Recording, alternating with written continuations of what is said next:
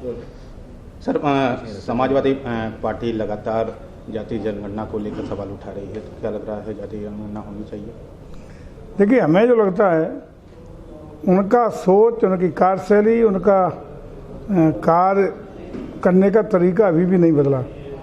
12 से 17 के बीच में अखिलेश जी उत्तर प्रदेश के मुख्यमंत्री रहे थे। उस समय उन्होंने जाति गणना के लिए क्या किया? अगर उनका मन था और वास्तव में गंभीर थे उस विषय पे, तो उसी समय उनको निर्णय लेना चाहिए था और करना चाहिए था। लेकिन आज हम सब जानते हैं कि उत्तर प्रदेश और पूरा देश सबका साथ सबका विकास के नारे के साथ आगे बढ़ने का काम कर रहा है। देश लोक कल्याणकारी योजनाओं को लेके, विकास को लेके, देश के अंतर्राष्ट्रीय ग्लोबल स्तर पर जो निवेश का एक वातावरण उत्तर प्रदेश में बना है, वो इसलिए बना है कि उत्तर प्रदेश में लॉ एंड ऑर्डर और भ्रष्टाचार को लेके जिस तरीके से जीरो टॉलरेंस की नीति पर उत्तर प्रदेश की सरकार आदरणीय योगी जी के नेतृत्व में काम कर रही है, उसी का परिणाम है कि आज पूरे देश के साथ साथ अंतर्राष्ट्रीय स्तर पर भी लोगों का विश्वास निवेश करने के लिए उत्तर प्रदेश में बढ़ा है।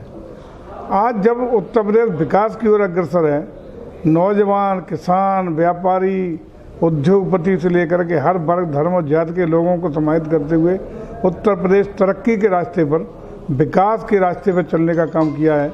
जहां एक और समाजवादी पार्टी के सरकार के कार्यकाल में बीमारू राज्य के रूप में उत्तर प्रदेश जाना जाता था, उसके विपरीत आज उत्तर प्रदेश जाना जाता है हिंदुस्तान का ग्रोथ इंजन बनने के लिए तैयार है।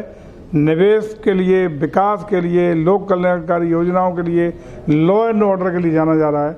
ऐसी स्थिति में चाहे नौजवान, सबके कल्याण की भलाई का काम हो रहा है, तो जात गणना करने की जो बात केवल और केवल राजनीतिक कारणों से वोट को हथियाने के लिए, पब्लिक को गुमराह करने के लिए इस तरह का स्टंट बनाए घूम रहे हैं, जिसका कोई औचित्य नहीं है। कांग्रेस आज पूरे लखनऊ में बवाल मचाई गई है। देखिए, आप भी जानते हो, जब चुनाव नज़दीक आता है कोई, तो हर एक पार्टी को कुछ ना कुछ जनता का ध्यानाकर्षण करने के लिए कोई न कोई इशू बना करके खड़ा होने का प्रयास करते हैं। लेकिन जिस तरीके से देश ने और खासकर उत्तर प्रदेश ने भारतीय जनता पार्टी की नीतियों रीतियों पर आदरणीय मोदी जी और योगी जी के ऊपर जो विश्वास प्रकट करने का मन बना लिया है, उसी का परिणाम है कि हम 14 में, हम 17 में, हम 19 में लगातार विश्वास अर्जित करने में कामयाब रहे हैं। और निश्चित रूप से 2024 के लोकसभा में भी उत्तर प्रदेश की जनता का आशीर्वाद भारतीय जनता पार्टी को मिलेगा, इसमें कोई दो राय नहीं है। बाकी अपनी पार्टियां हैं, उनकी अपनी भूमिका है, वो अपना काम कर रही हैं। सर, अखिलेश यादव जिस तरीके से ईडी की छापेमारी चल रही है, उसको लेकर के सवाल उठा रहे हैं कि भाजपा जो है सरकारी एजेंसियों का उपयोग कर रही है विपक्ष के नेताओं को धमकाने के लिए। देखिए, संवैधानिक संस्थाएं अपना काम करती हैं, सरकार अपना काम करती है, पॉलिटिकल पार्टी अपना काम करती है, सबका अपना अपना दायित्व है। और मुझे लगता है संवैधानिक जो संस्थाएं हैं, उनका विश्वास सबसे बड़ी चीज़ इस संवैधानिक व्यवस्था में है। लोकतंत्र को मजबूत रखने के लिए है। संविधान के दृष्टिगत वो अपने अपने दायित्व और कार्य बंटवारा है।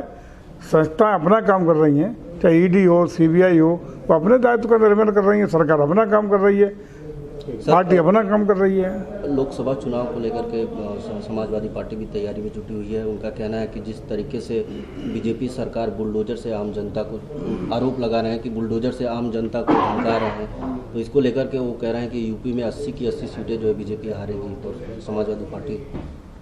देखिए, उत्तर प्रदेश में जिस तरीके से हम लोग 14, 17, 22 में, 19 में विश्वास अर्जित किए हैं, पुनः 80 की 80 सीटें जीत करके भारतीय जनता पार्टी पूर्णतः काबिज होगी। इन लोगों ने जनता की विश्वास को खोया है। और जिस प्रकार से उत्तर प्रदेश में 12 से 17 में जनता ने झेला है अखिलेश जी को, उनकी गुंडई, उनकी अराजकता, ज़मीनों पर अवैध कब्जे, चौथ वसूली, असुरक्षा की भावना, इसको झेला है। जनता भूली नहीं है।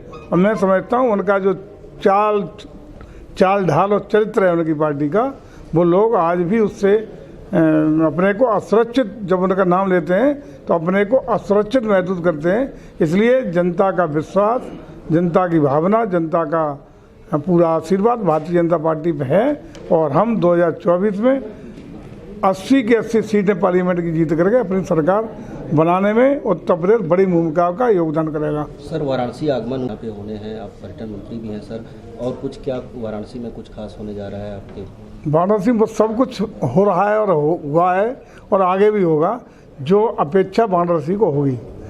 वाराणसी को भव्यता और दिव्यता देने के लिए भारत की सरकार आदरणीय मोदी जी के नेतृत्व में और उत्तर प्रदेश की सरकार आदरणीय योगी जी के नेतृत्व में शीर्ष प्राथमिकता पे यहाँ का विकास, यहाँ का काशी धाम का भव्यता और दिव्यता देने का मन पूरी तरह है।